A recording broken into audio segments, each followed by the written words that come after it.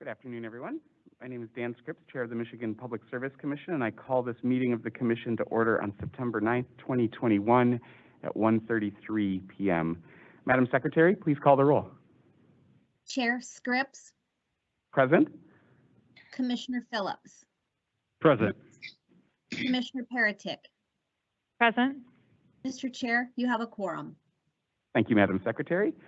Today's meeting is being held in person at the Commission's office at 7109 West Saginaw Highway in Lansing, Michigan.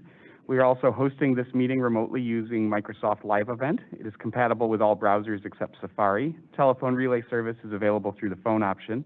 If you are participating via the live stream, you may also turn on the live captions by clicking on the closed caption or CC button in the lower right corner of the screen. As indicated in the notice for today's meeting, if we lose the remote connection, the Commission will not recess and will continue here in person.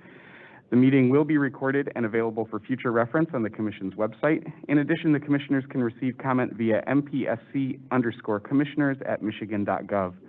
For reference, this email is also included in the Q&A feature on the live stream event on your computer and in the meeting notice.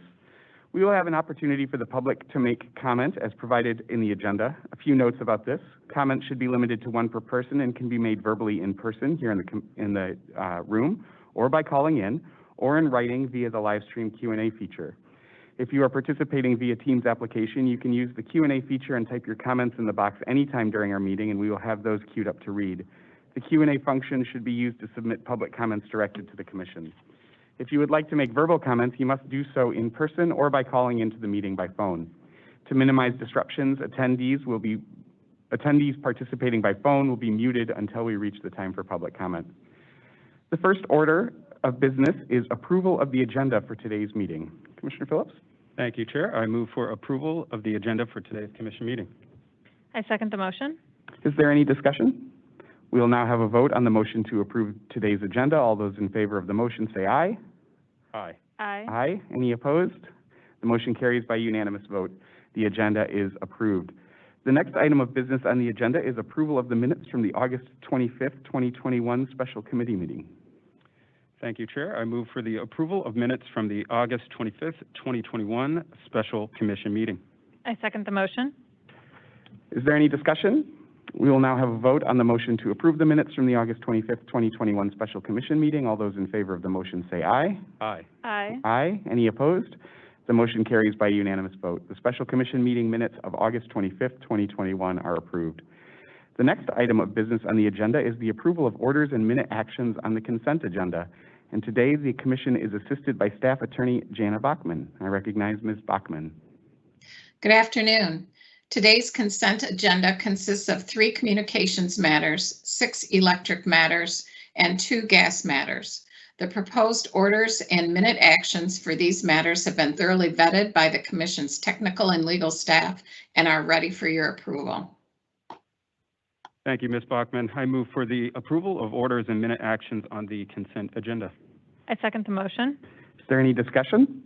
We will now have a vote on the motion to approve the orders and minute actions on the consent agenda. All those in favor of the motion say aye. Aye. Aye. Aye. Any opposed? The motion carries by a unanimous vote. The orders and minute actions on the consent agenda are approved. Ms. Bachman. Item 4A1 is case number U-17126, which involves an application filed on August 10th, 2021 by AirVoice Wireless LLC, doing business as FeelSafe Wireless, to expand the exchange areas of its eligible telecommunications carrier designation. The order before you grants the application. Thank you. I move for approval of the order in case number U-17126. I second the motion. Is there any discussion? We will now have a vote on the motion to approve the order. All those in favor of the motion say aye. Aye. Aye. Aye. Any opposed? The motion carries by unanimous vote. The order in case number U-17126 is approved. Ms. Bachman. Item 4A2 is case number U-20980, which involves a petition filed by Extenet Systems Incorporated to initiate a proceeding for the Commission to issue and make effective rules and regulations implementing Michigan's regulatory authority over wireless pole attachments. The order before you finds that the Commission's current interpretation of the terms attaching party and utility remain in effect and directs the commission staff to communicate with the Michigan Office of Administrative Hearings and Rules to ensure that pole attachment complaints are resolved within 180 days. I move for the approval of the order in case number U-20980. I second the motion. Is there any discussion? Yes, Chair, I do have several brief comments to make to this order. The order before us this afternoon is in response to a petition from Extenet Systems, Inc., requesting the Commission clarify its rules and regulations for utility pole attachments, in particular, the attachment of wireless communications equipment. On May 13th of this year, the Commission initially responded to Extenet's petition by opening this docket U-20980 and requested that interested parties provide comments and responses to a set of questions related to the Commission's regulatory jurisdiction and process for addressing pole attachment proceedings. The Commission subsequently received responses from 13 commenters in the telecommunications and electric utility industries. The Commission thanks and greatly appreciates the recommendations and best practices provided and the responses by commenters in this docket. The order for our consideration this afternoon agrees with the position by many commenters and clarifies that Section 6G of MCL 460 applies to wireless attachments, and therefore the Commission's authority to ensure that rates, terms, and conditions between attaching parties and utility pole owners are just and reasonable extends to attachments of wireless equipment. The Commission in this order, however, declines to re-examine or expand the meaning of attaching party or utility as defined by previous Commission orders and precedent. Furthermore, the order encourages administrative law judges presiding over pole attachment complaints and disputes to employ procedural flexibility to ensure that such cases are in compliance with the 180-day timeline for resolution of pole attachment disputes contained in the Federal Pole Attachment Act. Lastly, at this time, the Commission declines to adopt the additional recommendations and guidance provided by commenters, but given the ongoing advancement of telecommunications technologies and business models, as well as the increased integration and interdependence between energy and telecommunications systems, the Commission reserves the opportunity in the future to address concerns and recommendations expressed by commenters in this docket are brought to the attention of the Commission through a contested case or complaint. Thank you, Chair. Thank you, Commissioner Phillips, and thank you, as always, for your ongoing leadership in telecommunications issues and thoughtfulness through these deliberations. Is there any further discussion? We will now have a vote on the motion to approve the order. All those in favor of the motion say aye. Aye. Aye. Aye. Any opposed? The motion carries by unanimous vote. The order in case number U-20980 is approved. I recognize Ms. Bachman. Item 4A3 is case number U-21034, which involves an application as amended filed by Spectrotel of the Midwest LLC for temporary and permanent licenses to provide basic local exchange service in the zone and exchange areas in which Frontier North Incorporated, Frontier Mid-States Incorporated, AT&T Michigan, CenturyTel of Michigan Incorporated, doing business as CenturyLink, and Frontier Communications of Michigan Incorporated are the incumbent local exchange carriers. The order before you approves the application for a permanent license. Thank you, Ms. Bachman. I move for the approval of the order in case number U-21034. I second the motion. Is there any discussion? We will now have a vote on the motion to approve the order. All those in favor of the motion say aye. Aye. Aye. Aye. Any opposed? The motion carries by a unanimous vote. The order in case number U-21034 is approved. I recognize Ms. Bachman. Item 4A4 is case number U-21078, which involves the proposed readoption of rules for the provision of unbundled network elements and local interconnection services. The order before you approves the schedule for a public hearing and for the filing of written comments on the proposed readoption with some minor changes to the rules. I move for the approval of the order in case number U-21078. I second the motion. Is there any discussion? We will now have a vote on the motion to approve the order. All those in favor of the motion say aye. Aye. Aye. Aye. Any opposed? The motion carries by a unanimous vote. The order in case number U-21078 is approved. I recognize Ms. Bachman. Item 4A5 is case number U-21079, which involves the proposed repromulgation of rules for the provision of basic local exchange service customer migration. The order before you approves the schedule for a public hearing and the receipt of written comments on the proposed repromulgation.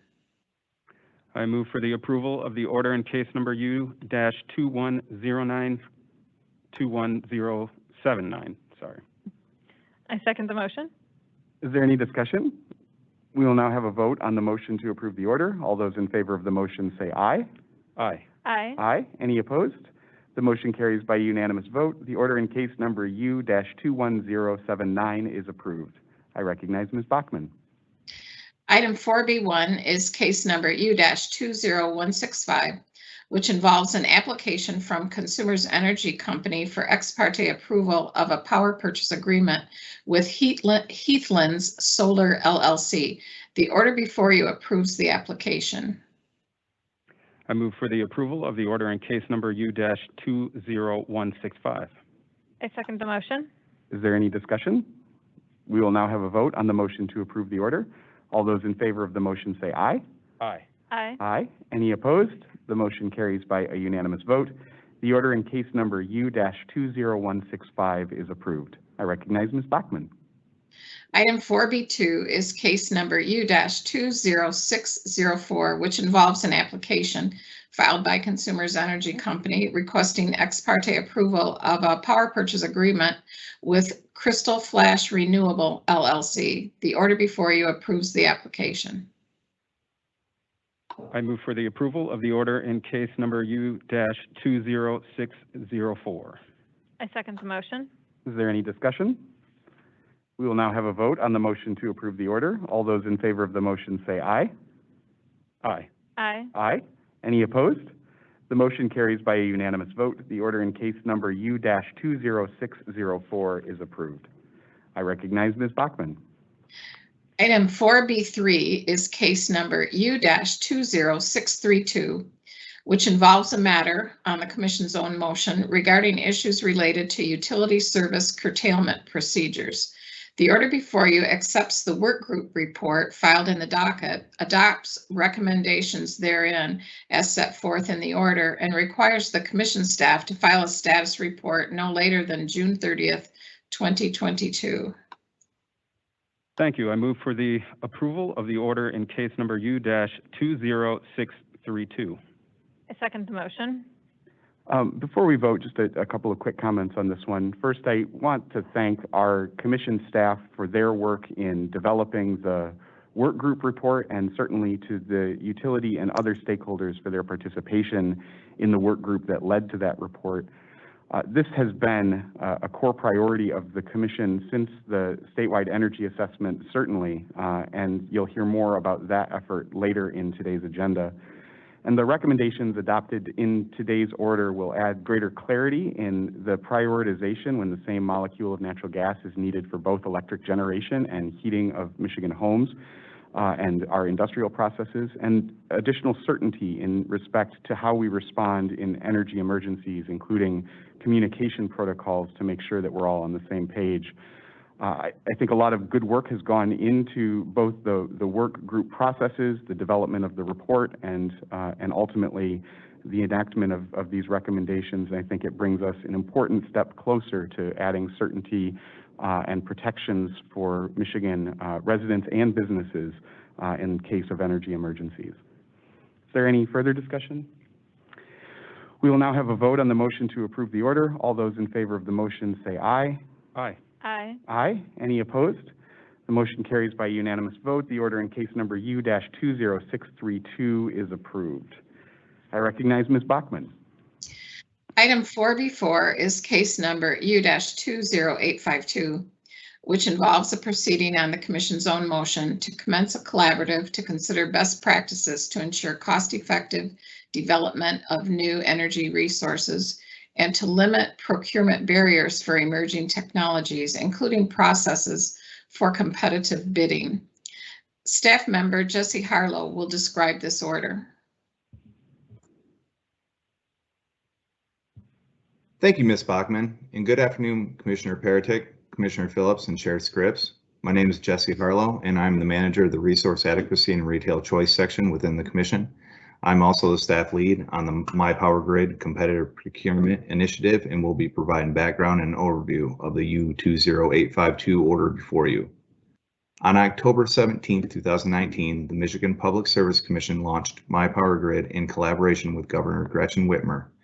My Power Grid is a customer-focused, multi-year stakeholder initiative intended to ensure safe, reliable, affordable, and accessible energy resources for the state's clean energy future. The initiative is designed to maximize the benefits of the transition to clean, distributed energy resources for Michigan residents and businesses. My Power Grid encompasses outreach, education, and changes to utility regulation by focusing on three core areas: customer engagement, integrating new technologies, and optimizing grid performance and investments. On August 20th, 2020, the Commission opened docket number U20852 and directed staff to convene a competitive bidding collaborative referred to as the Competitive Procurement Work Group. Rate-regulated utilities and other stakeholders participated in this work group to develop recommended competitive bidding rules and/or guidance. The Commission's objective for the Competitive Procurement Work Group is to ensure strong technology-neutral market response and value for ratepayers through transparency, non-discriminatory access, certainty, and fairness in bidding processes. The Competitive Procurement Work Group held the first of 5 stakeholder meetings on September 14th, 2020, with additional meetings taking place throughout 2020 in the first quarter of 2021.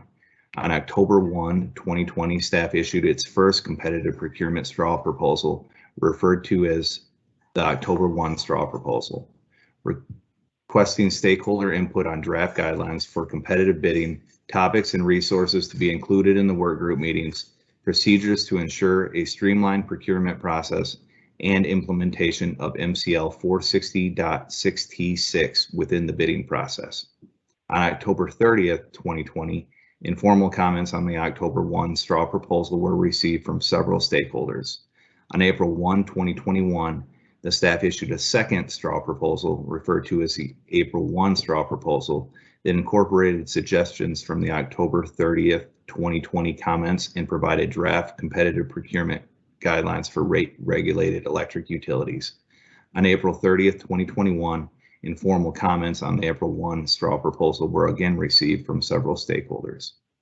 On June 22nd, 2021, staff filed the Michigan Public Service Commission staff guidance, referred to as a competitive procurement report, in case number U20852, which combined directives from the August 20th order and updates based on the October 30th, 2020 and April 30th, 2021 informal comments on the straw proposals. The staff explained that if the guidelines are utilized by a utility, the resulting projects would be presumed to be reasonable and prudent. If a utility opts to forego the guidelines, the staff stated that the utility would then be required to provide justification for the divergence and receive Commission approval prior to recovery of costs. The Commission issued an order in U20852 on July 2nd, 2021, soliciting formal comments on the June 22nd, 2021 competitive procurement report, while also requesting feedback on whether the Commission should, 1, adopt draft competitive procurement guidelines for rate-regulated electric utilities as set forth in the competitive procurement report, 2, initiate a rulemaking proceeding for competitive procurement, 3, adopt the draft competitive procurement guidelines in the competitive procurement report and initiate a rulemaking proceeding for competitive procurement, or 4, allow the utilities to adopt the competitive procurement guidelines in their tariffs. In addition, the order stated that stakeholders should provide comments about how the guidelines and/or rules should be applied and whether there should be consideration for small and multi-state utilities. The Commission requested these comments to be filed in the U20852 docket on July 30th, 2021, and reply comments by August 13th, 2021. On July 30th, Formal comments on the competitive procurement report were received from the Association of Businesses Advocating Tariff Equity, Consumers Energy Company, DTE Electric Company, the Ecology Center, Environmental Law and Policy Center, Volt Solar, Hemlock Semiconductor Operations LLC, Michigan Electric and Gas Association, Michigan Energy Innovation Business Council, and Advanced Energy Economy. On August 13th, formal reply comments on the competitive procurement report were received from the same organizations previously mentioned, with the addition of Pinegate Renewables LLC. As discussed in option 1 of the July 22nd, 2021 order, the order before you adopts the guidance as filed by staff in its competitive procurement report with minor modifications as suggested by stakeholders through the formal comment process. These guidelines update 2008 competitive bidding guidance from case number U15800 and also incorporate recent FERC guidance. The guidance adopted within this order set a standard for the Commission's expectations of a fair, transparent, and non-discriminatory process. The Commission explains that it encourages the use of the competitive procurement guidance for the solicitation of all long-term resources, but is not imposing their use as a requirement for cost recovery. A utility that chooses to conform its RFP to the guidelines will receive the benefit of an assumption of reasonableness and prudence. However, the guidelines do not foreclose the possibility that procurement by other means may also be reasonable and prudent. The guidelines speak to opportunities for potential improvement, stating, and I quote, "This guidance allows for the continued refinement of bidding processes over time based on feedback from respondents, the Commission, the utility, and other stakeholders," end quote. As such, the Commission explains that it shall conduct a review of the competitive procurement guidelines on a periodic basis, at least every 5 years. To enable its review, the Commission directs the staff to issue a survey to utilities, developers, and other stakeholders seeking feedback as to how the competitive procurement guidance has worked for solicitations, problems that arose, suggestions for improvement, and any other information deemed relevant by staff. No later than September 9, 2026, the staff shall file on this docket a report detailing the staff's recommendations for modifications to the competitive procurement guidelines based on staff's assessments, as well as feedback from utilities, developers, and other stakeholders. The staff may also initiate a review of the competitive procurement guidelines before the September 9, 2026 deadline, should a review become necessary. Thank you. Thank you, Mr. Harlow. You covered a lot of ground there, and I know you have not worn a suit and tie in quite some time, but virtually the ensemble looks great. I just wanted to assure you of that. I move for the approval of the order in case number U-20852. I second the motion. Is there any discussion? Yeah, I would like to first really just thank all the participants who are part of this work group and for all the constructive comments and discussion that resulted from this process. Today is just a few days short of a full year after the competitive procurement work group meeting was held. The first one was held of September 14th of last year. I'd also like to thank all the staff here at the Commission who worked on this for their dedication to the work group process and their careful collaboration and constructive efforts throughout. I know it's been a long and time-intensive process for all parties involved, and the quality of the work can clearly be seen in the product to be adopted by this order. I'm personally encouraged by and excited about the steps in these guidelines that I've taken to improve transparency and encourage cost-effective solutions for electric ratepayers in Michigan. Our job here at the Commission is to ensure our citizens are paying a fair price for their electric service.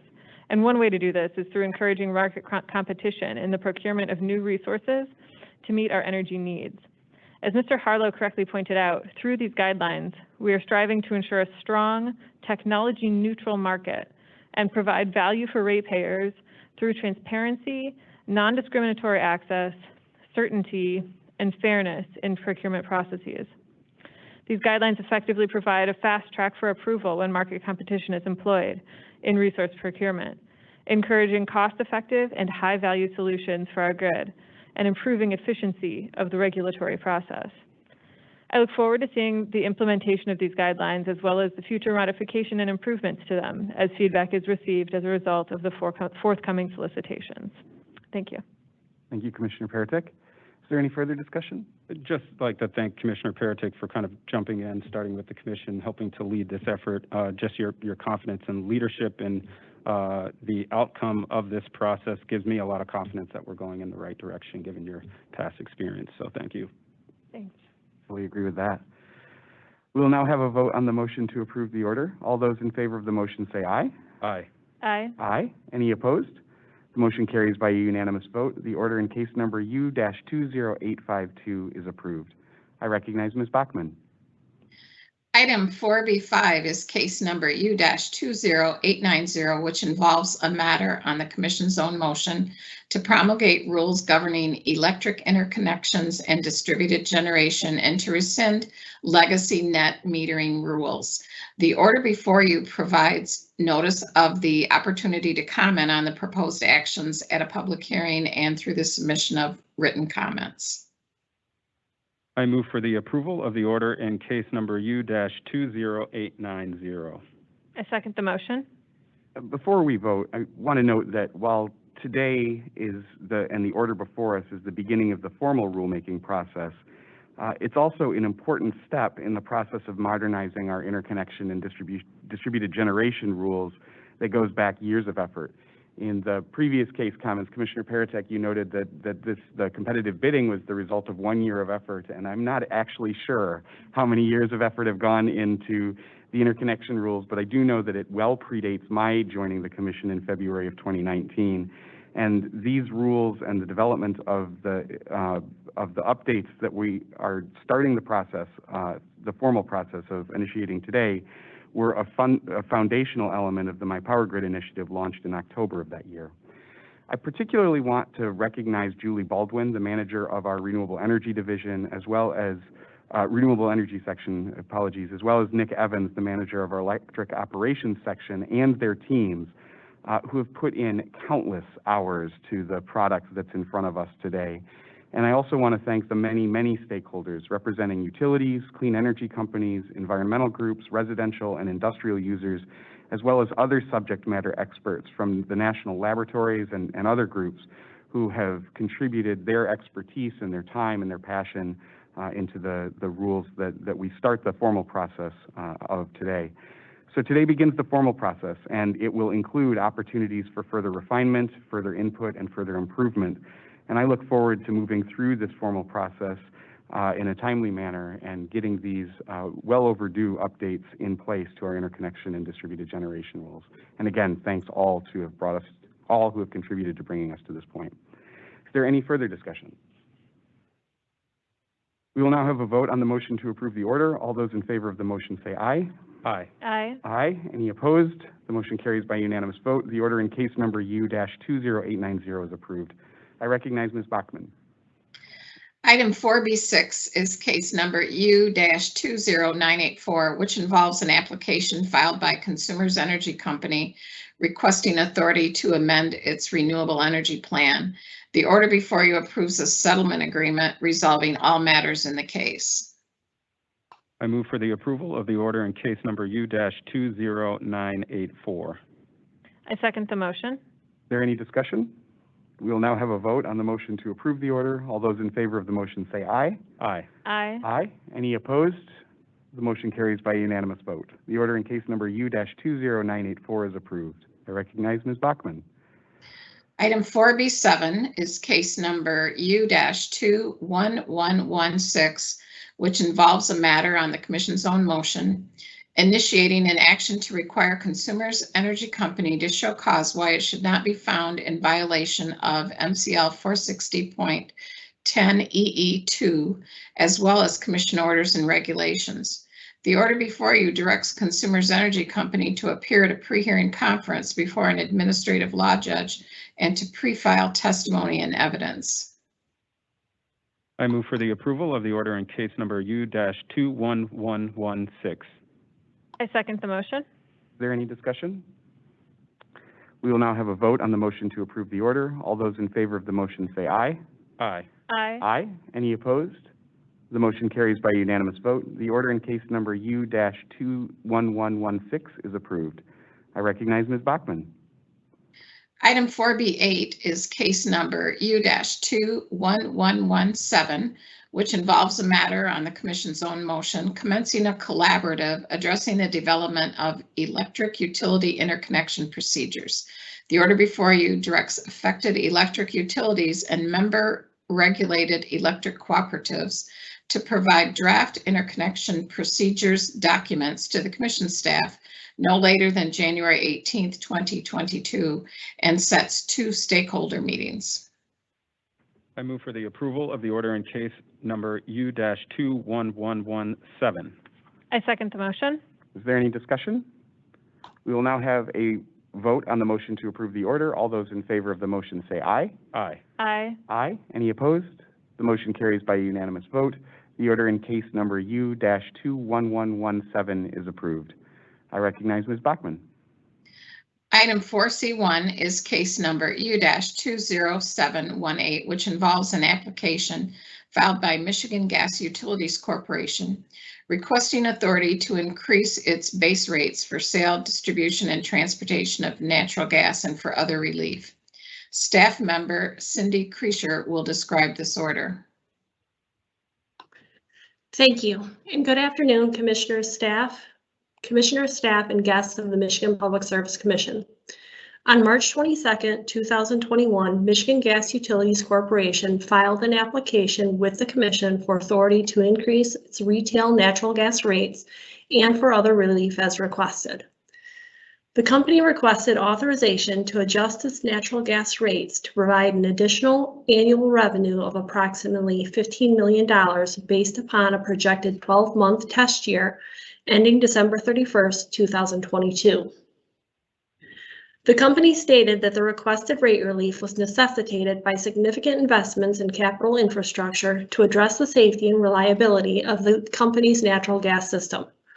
Additionally, the company acknowledged the need for its rates to also reflect reduced operating and maintenance costs, reduced tax expenses, and increased sales. The company also included requests for a return on common equity of 10.2% and an overall rate of return of 5.72%, a pipeline replacement surcharge rider, a natural gas demand response pilot program, and approval of a medium-class commercial rate. On July 29, 2021, the company filed a settlement agreement executed by the company, Commission staff, the Michigan Department of Attorney General, and the Citizens Utility Board of Michigan that resolved all issues in this case. A subsequent amendment to the settlement agreement was filed on September 1st, 2021, which superseded and replaced the original Attachment B to address an oversight regarding missing tariff sheets. Through the settlement agreement, the parties agree that the company should be authorized to increase its rates effective January 1st, 2022, to reflect a revenue increase of $9.25 million annually, which represents an authorized rate of return on common equity of 9.85% and a common equity ratio of 51.5%. The parties also reached agreement related to tariff sheet revisions, including those related to the main replacement rider with a surcharge effective as of January 1st, 2023, and the implementation of a demand response pilot program.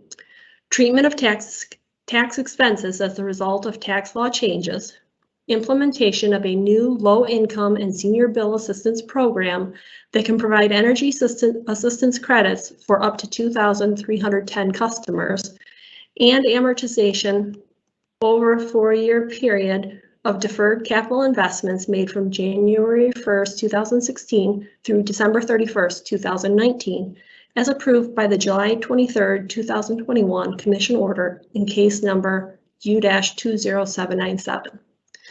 Additionally, the company agreed to certain provisions related to a one-time contribution of $100,000 to a Michigan Energy Assistance Program grantee, filing of class cost of service study models in future rate case filings, reporting requirements for the cross-bore inspection program, and development and submittal of a natural gas investment delivery plan within 24 months of this Commission order.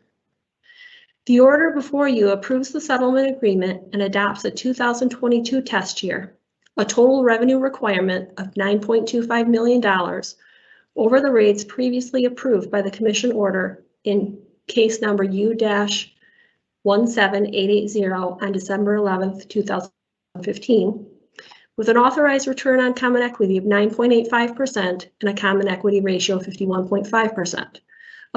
Upon approval of this order, Michigan Gas Utilities Corporation is authorized to implement the rate increase and tariffs approved by this order on January 1st, 2022. Thank you. Thank you, Ms. Kreischer, for your presentation and your team's work on reaching a settlement in this case. I move for the approval of the order in case number U-20718. I second the motion. Before we vote, I also want to take the opportunity to thank Ms. Kreischer for her presentation and for the work that she and other members of our staff, Michigan Gas Utilities, and the other intervening parties put into reaching this settlement. I think the settlement before us today represents a balanced approach to resolving the issues involved, allows for continued investment in MGU's infrastructure while maintaining affordability for customers, and in particular provides additional assistance to customers who may be struggling with their utility bills. I appreciate the work that went in to arriving at the settlement before us today, and again, thank all parties involved. Is there any further discussion? We will now have a vote on the motion to approve the order. All those in favor of the motion say aye. Aye. Aye. Aye. Any opposed? The motion carries by unanimous vote. The order in case number U-20718 is approved. I recognize Ms. Bachman. Item 4C2 is case number U-21091, which involves an application filed by Lambda Gathering LLC requesting a certificate of public convenience and necessity for the operation of the Lambda Gathering wet header pipeline. The order before you approves a settlement agreement resolving all issues in the case and makes the required agency findings regarding the project's environmental impact.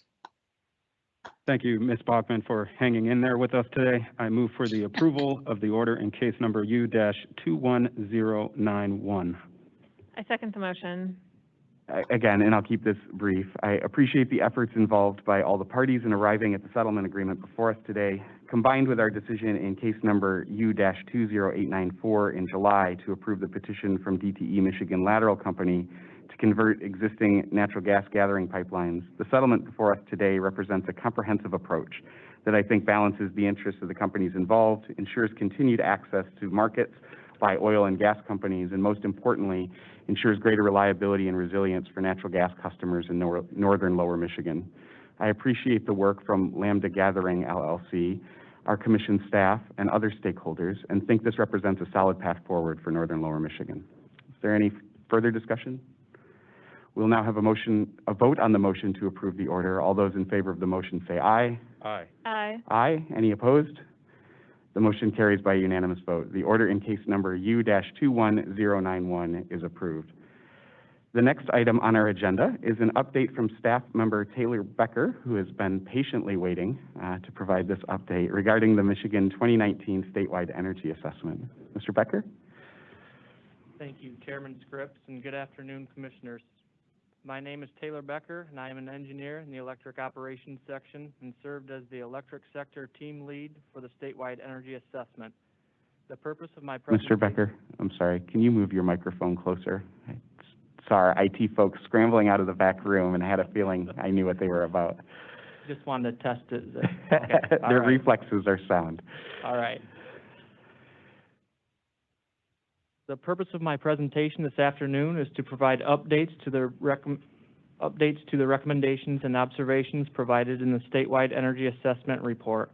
I will refer to the Statewide Energy Assessment as the C throughout the presentation. A series of events occurred January 30th through the 31st of 2019, including extremely cold weather, along with a compressor station fire resulting in an emergency declaration from MISO. The SELC made an appeal to all residents to conserve natural gas usage by dialing back thermostats.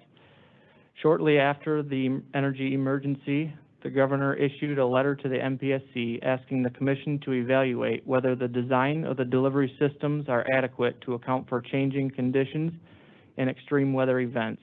The Commission was asked to provide recommendations on how to mitigate risk on the energy system. The C report is comprised of 5 sectors: electricity, natural gas, propane, cyber and physical security, and emergency management. The Commission staff held multiple meetings and calls to gather information in these sectors in the months following the emergency and subsequent requests from the Governor. The C final report was issued on September 11, 2019 in docket U-20464 and provided 37 recommendations and 15 observations in total. Recommendations are items within the Commission's jurisdiction, while observations are outside of the Commission's jurisdiction. The remaining slides provide updates to each of the recommendations and observations from the C. The left portion of the slide in blue provides the C recommendation or observation and identifies the current status at the end in parentheses, while the right portion of the slide in green provides actions taken to date. The status in parentheses will either be complete, ongoing, in progress, or needs action, and the difference between ongoing and in progress is ongoing will continue without a completion date, while in progress will have a completion date at some point in the future. The C provided 3 recommendations related to electric demand response tariffs and resource performance. In response, staff led a work group under U-20628 following a Commission order. Staff report was issued to the docket on July 31st, 2020. The Commission order directed rate-regulated utilities to revise tariffs by April 1st of 2021. Most utilities have filed tariff changes with the exception of those that need extensions or have no changes. All recommendations have a complete status. The assessment recommended workgroup efforts to update multiple rule sets: the service quality and reliability standards for electric distribution systems, the technical standards for electric service, and the electric interconnection and net metering standards. The rule sets, along with the respective dockets, are provided here. The service quality and technical standards workgroup efforts were combined into the grid security and reliability standards workgroup when My Power Grid was launched and included cybersecurity elements highlighted later in this presentation, while the interconnection standards and worker safety workgroup was independent. The Michigan Office of Administrative Hearings and Rules has authorized formal rulemaking process for all 3 rule sets, and RFRs have been submitted. The customer billing rules are also being revised following recommendations provided in the service quality and technical standards reports. All workgroup efforts are complete. The C provided recommendations to better align distribution and integrated resource planning efforts with consideration given to diversity, resilience, and transmission alternatives. Staff led a workgroup effort in response to the Commission in Order U-20633. Staff report was issued on May 27, 2021. The Commission has also discussed the resilience recommendation through the Phase 1 Distribution Planning Workgroup. All advanced planning efforts are in progress. The RTO recommendations and observations in the C focused on providing additional electric generator and DER information to RTOs, along with an investigation to expand Michigan's capacity import limit. MISO's RAN initiative is underway. FERC has recently approved NERC's cold weather reliability standards to improve situational awareness and generator outages, derates, and failure to start with an implementation date of April 1st, 2023. The Commission issued a formal request to MISO to conduct a Michigan-specific CIL-CEL study in 2019. MISO issued its report in June of this year, which increased Michigan's Zone 7 CIL from 3,200 megawatts to 5,278 megawatts in the 2021 planning year. Staff is also leading an effort at the organization of MISO states to improve data sharing with increased DERs in the system. The first and third recommendations are ongoing, while the second is complete. The C provided other RTO observations regarding the creation of a seasonal capacity construct, generation interconnection queue improvements, and consideration to non-transmission alternatives. These observations are currently in progress, and staff continues to develop and engage in these efforts where appropriate. An electric observation regarding coordination with the Department of Environment, Great Lakes, and Energy was also provided to address electric generator air emission limitations when emergency declarations are made. Staff has held meetings with Eagle and generation operators. The MPSC is working towards a shared understanding with Eagle by discussing protocols utilized during declared emergencies. This observation is in progress. There were 4 natural gas risk and prioritization related recommendations. Staff continues to meet with utilities on safety management systems, and utilities will conduct ongoing analysis to incorporate additional remote shutoff valves as infrastructure is developed. G1 and G9 recommendations are both ongoing. Utilities are ranking their top risks annually to prioritize investments. Larger utilities have conducted separate tabletop exercises in 2020 to simulate a winter emergency, which will continue annually. The risk model recommendations under G2 and G3 are both complete. G4 and G5 recommendations include planning and diversity considerations.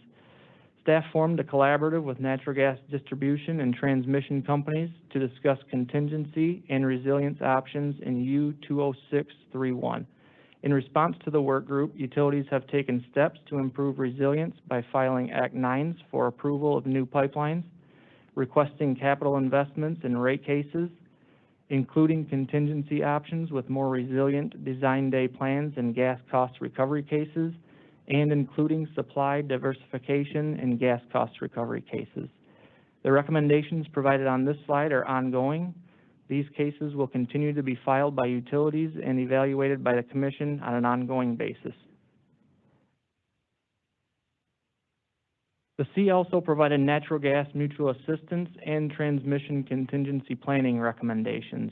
In addition to the contingency and resilience work discussed in the previous slide, the U20631 work groups also reviewed and discussed mutual assistance agreements and how to facilitate transmission contingency planning development. The staff report was filed March of 2020 and provided recommendations on mutual assistance under the Phase 1 work. The report issued in March of 2021 provided transmission contingency planning recommendations under the Phase 2 work. The Commission order issued May 13th, 2021, accepted staff's reports, adopted many staff recommendations, and also directed utilities to periodically test emergency management processes with staff witnesses. It also directed staff to form a work group to assess the interoperability between gas and electric utilities. G6 is ongoing, while G8.1 and 8.2 are complete. The C provided a recommendation to review the potential for natural gas demand response programs. Staff met with utilities to discuss and develop natural gas DR programs, and utilities have provided testimony in rate cases on the topic of natural gas DR. Proposals are currently pending in some cases, while one company received approval of its natural gas DR program in September 2020. The natural gas DR work is complete. The C provided the G10 observation, which points out MPSC limitations to assess meaningful penalties for noncompliance with the Michigan Gas Safety Standards. The Commission is currently working with legislative partners to adopt legislation that aligns with the federal law. The C report included outreach and communications recommendations and observations. Staff developed an annual retail propane survey to help clarify requests and improve data quality. This work is ongoing. The Commission is also issuing a recurring annual press release in the mid to late summer timeframe. This will continue on an ongoing basis. Staff has engaged in outreach with natural gas liquids and propane suppliers to monitor availability of products and have discussed increased storage and the establishment of a strategic propane reserve. The P5 observation is ongoing. The Commission is working with legislative partners to better enable information sharing with the Commission, which is in progress. Observations on this slide consist of planning and analysis efforts. In March 2021, the administration issued the Michigan Propane Security Plan, identifying strategies to ensure the availability of propane in the state. In addition, a decision matrix is expected to be used with the petroleum shortage response plans to improve response during market interruptions. Staff supported the UP Energy Task Force and public sector consultants in the development of the Analysis of Propane Supply Alternatives for Michigan report. Staff has also initiated conversations with MDOT regarding the UP rail study to explore potential network improvements to increase propane shipments. P3 is complete while P4 is work in progress. The C observation P7 outlines needed support for a hazmat driver training program to supply the propane market with trained and qualified drivers. This effort is in progress as staff is working to identify state and private sector partners to develop the training program. The C propane feasibility study observations are both in progress. Staff continues to explore increased utilization of the Appalachian Basin natural gas liquids and is engaging industry participants. The build-out of additional rail and storage infrastructure near Rapid River's fractionation facility and potential use of the Michigan Economic Development Corporation's freight program to offset costs has seen progress. MDOT provided grants to expand truck capacity and unloading capabilities in Escanaba and Kinchlow. MDOT's UP rail study is expected to explore in more detail. The Governor's fiscal year 2022 budget recommendation includes $10 million for MDOT's Rail Economic Development Program and $5 million for propane storage near rail infrastructure. All cyber and physical security findings in the C were recommendations. The recommendations regarding rulemakings and standards are provided on this slide. Revisions to the technical standards for gas service were provided in 2020 and incorporate cybersecurity standards and reporting requirements. Under the Grid Security and Reliability Standards Work Group, as mentioned previously, the proposed technical standards for electric service include baseline cybersecurity requirements along with simulated phishing campaigns. Staff's report was filed in U-20630 on December 15, 2020. The request for rulemaking has been submitted. And lastly, the MyPowerGrid Customer Education and Participation Work Group initiated in February 2021 will review customer data privacy tariffs with a staff report including recommendations due in February 2022. S1 is complete while all other recommendations are either ongoing or in progress. The C recommendations with the report theme are all ongoing. Staff engages with utilities through annual cybersecurity reports and emphasizes the importance of these recommendations during annual meetings with each utility. Staff will monitor progress in these areas and may engage in rulemaking activities where appropriate and necessary. Staff also continues to work with utilities to ensure cost-benefit information for proposed security investments are provided in rate case proceedings. C recommendation S5 pertaining to cybersecurity performance metrics is ongoing. Staff is working with larger utilities to incorporate cybersecurity and IT data and metrics into utility IT and security plans. The C provided multiple communication recommendations aimed to provide accurate, timely, and consistent communication during energy emergencies. Staff redesigned customer tips to be released at appropriate times of the year, developed an emergency contact list to be distributed to the appropriate organizations, and created outage reporting requirements for electric providers that were distributed to utilities. All recommendations are complete except the drafts of the emergency messaging to be used during emergencies, which is in progress.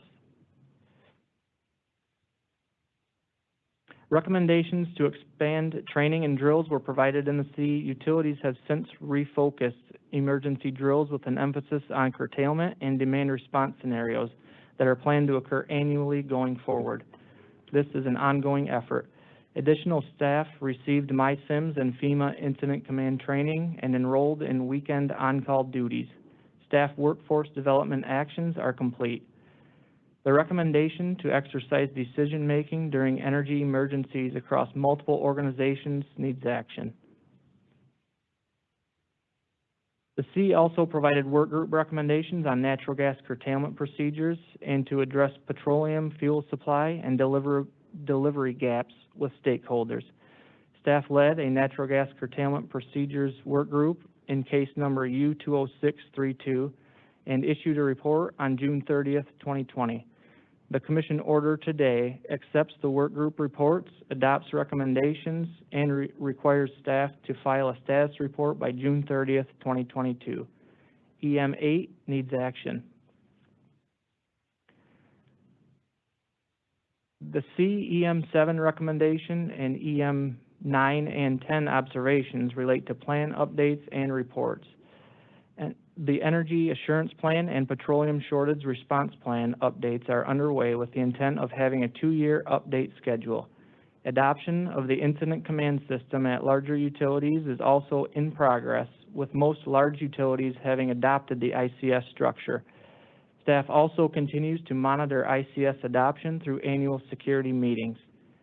Municipal electric provider outage reporting has expanded after the Michigan Municipal Electric Association president received MySIMS training to facilitate self-reporting. Staff also intends to engage in an outage reporting template and is pleased to see the improved coordination with MMEA. The last slide provides an observation from the C that is in progress. The report underscored the need for legislation to provide protection of critical infrastructure. The Commission is currently working with legislative partners to develop and adopt legislation to protect critical energy infrastructure information. Thank you for the opportunity to share details on the outstanding work from the Commission staff, energy providers, and stakeholders over the past 2 years. This completes my presentation. Thank you, Mr. Becker. I think all three of us want to say a few words on the presentation. Catherine, do you want to begin, Commissioner Paratek? Sure.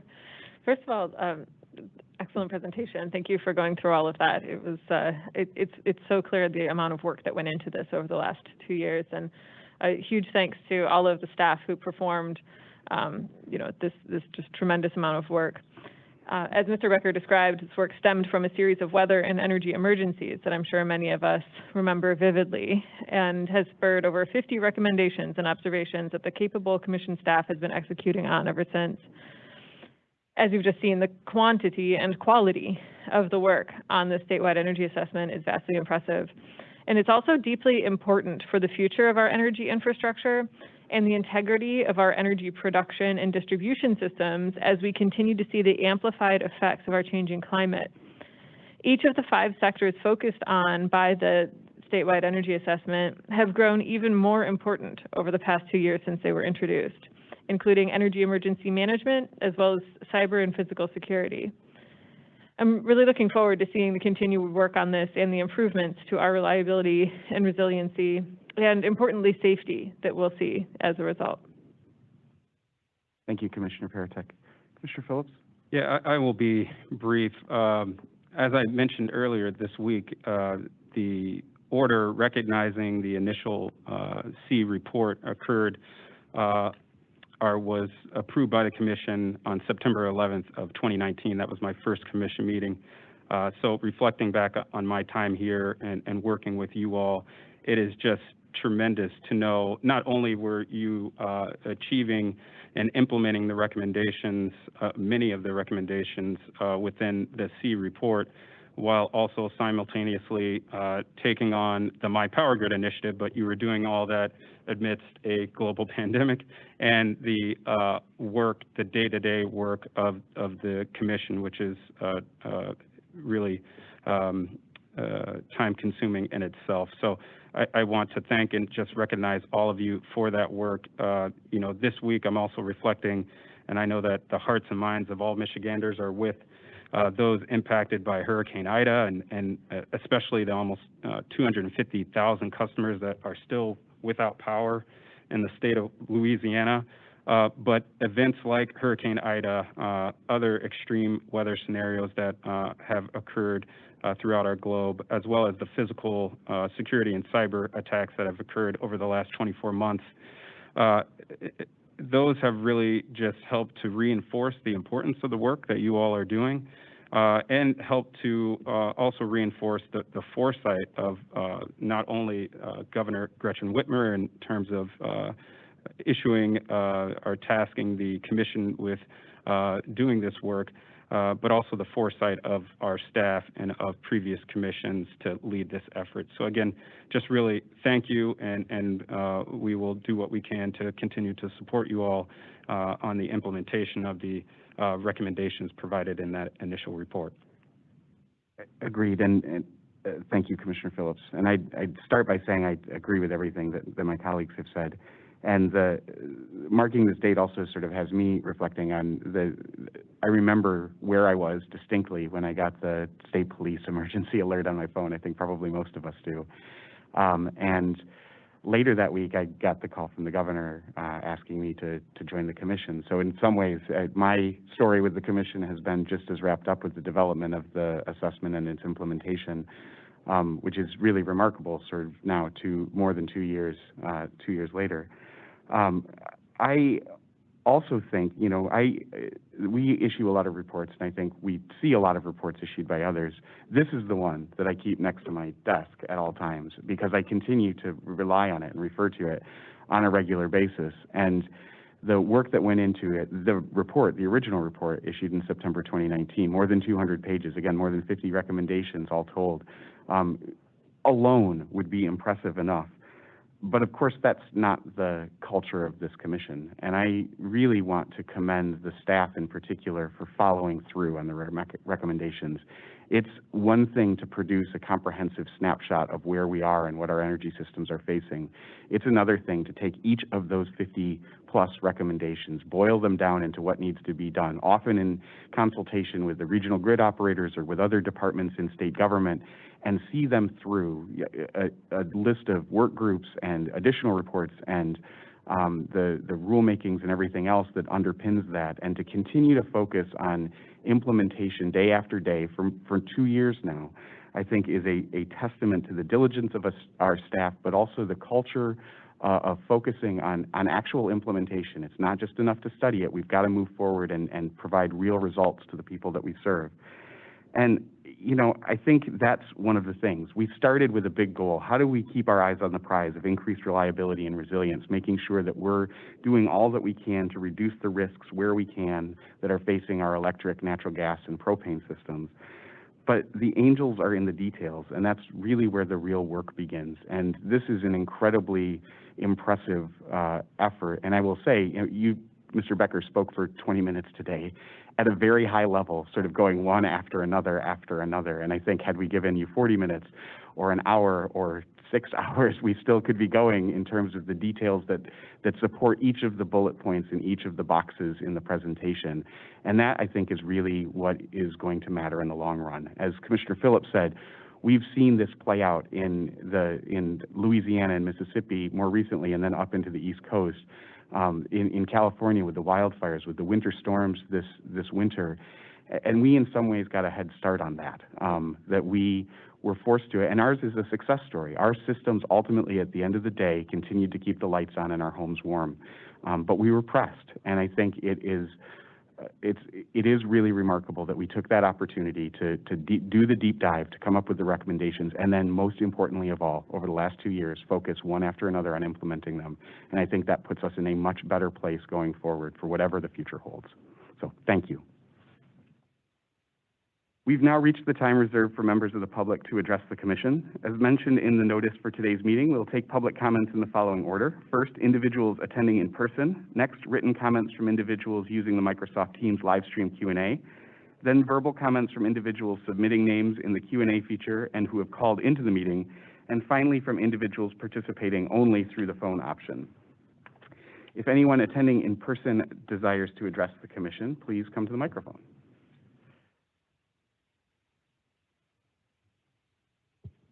Thank you. Welcome back. Thank you. I'm Valerie Brader, and I'm a lawyer on behalf of Lambda Gathering, LLC.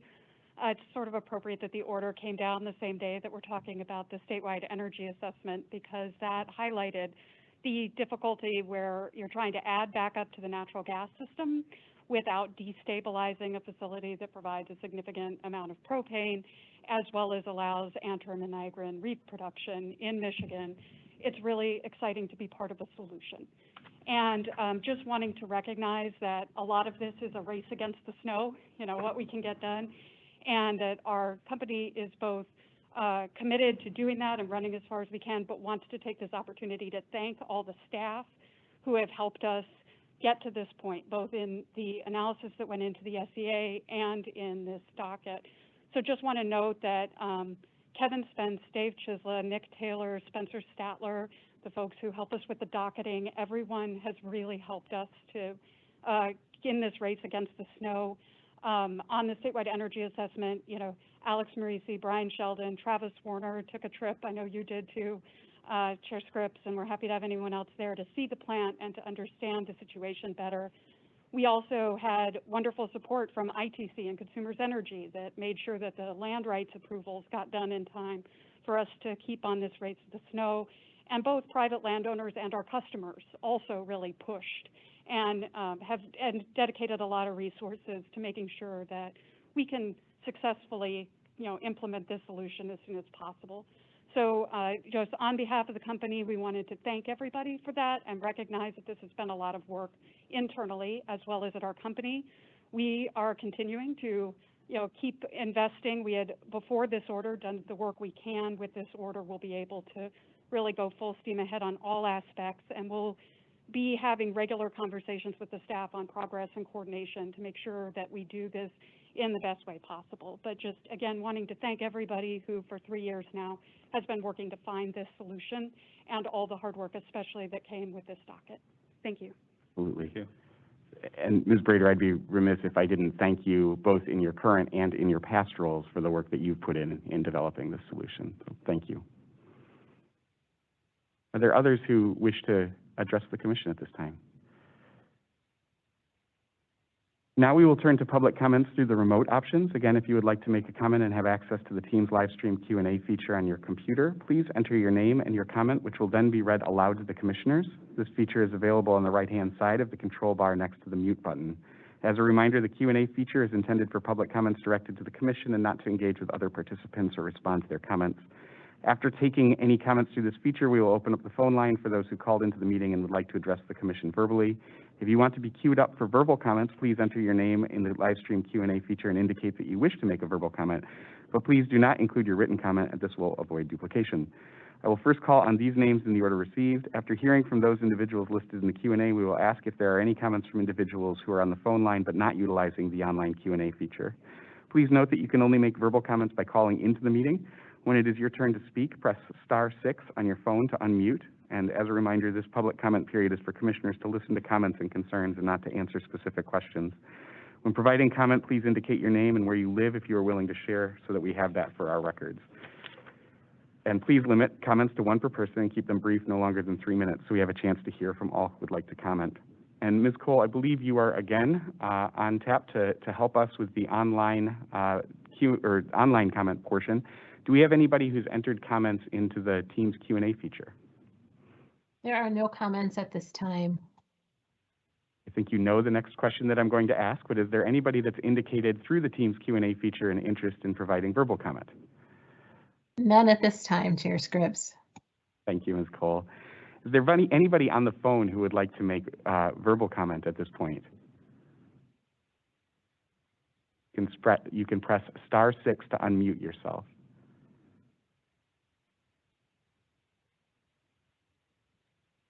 I'll ask again, I know sometimes how technology works. Is there anybody joining us by phone today who would like to make verbal comment? Okay. We will close the public comment period. I have a few announcements before we wrap up this meeting. First, just to note that the Commission has scheduled 2 public hearings, one in person and the other to be held virtually, where we will take public input on Consumers Energy Company's Integrated Resource Plan, or IRP, which outlines the utility's plans for delivering electricity to its residential and business customers in Michigan. The purpose of the hearings is for the MPSC to hear public comment on Consumers' long-range forecast for ensuring reliable service over the next 20 years, including specific requirements for reporting 5, 10, and 15-year projections. These IRPs were established under Michigan's 2016 energy laws and are required for each electric utility whose rates are regulated by the MPSC. So we have set the in-person hearing to take place on Thursday, September 30th from 4 to 7 p.m. at Saginaw Valley State University's Ott Auditorium, and that will be held in Gilbertson Hall. The address for Saginaw Valley State and Gilbertson Hall is 7400 Bay Road, and that's in Saginaw. So that will be the in-person public hearing. And then the virtual public hearing will take place the following week. It will take place by video conference and phone, and that will take place on Monday, October 4th from 6 to 8 p.m. And there are details on our website, as well as the case number for this if folks want to provide emailed public comments, which are always, of course, welcome. Second, I want to highlight that Wednesday, September 15th marks the beginning of National Hispanic Heritage Month, which is celebrated nationwide from September 15th to October 15th each year. It traditionally honors the cultures and contributions of both Hispanic and Latino Americans as we celebrate heritage rooted in all Latin American countries. During this month, and indeed throughout the year, the Commission shares history, heritage, and accomplishments of Hispanic and Latino Americans of past and present, and we're looking forward to celebrating this year. And finally, I wanted to offer my congratulations to the Chairman of the Public Service Commission of the District of Columbia, Chairman Willie Phillips, on his nomination by President Biden today to serve on the Federal Energy Regulatory Commission. Chairman Phillips has been active not just with the DC PSC, but also with the Mid-Atlantic Conference of Regulatory Utility Commissioners, or MACRUC, where he previously served as president, as well as with NARUC, our national association, where we serve together on the board of directors and where Chairman Phillips has also led the Select Committee on Regulatory and Industry Diversity, as well as his engagement with a number of other venues.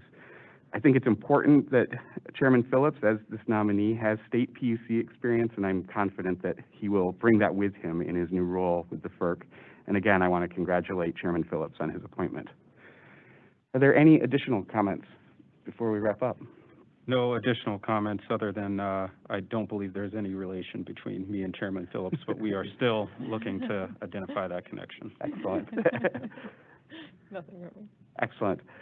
Well, that concludes today's meeting. Our next regular commission meeting is scheduled for Friday, September 24th at 10:30 a.m. And note that typically we meet on Thursday afternoons. This one is on a Friday morning. So Friday, September 24th, 2021 at 10:30 a.m. Is there a motion to adjourn? I motion to adjourn today's commission meeting. I second the motion. We will now have a vote on the motion to adjourn the meeting.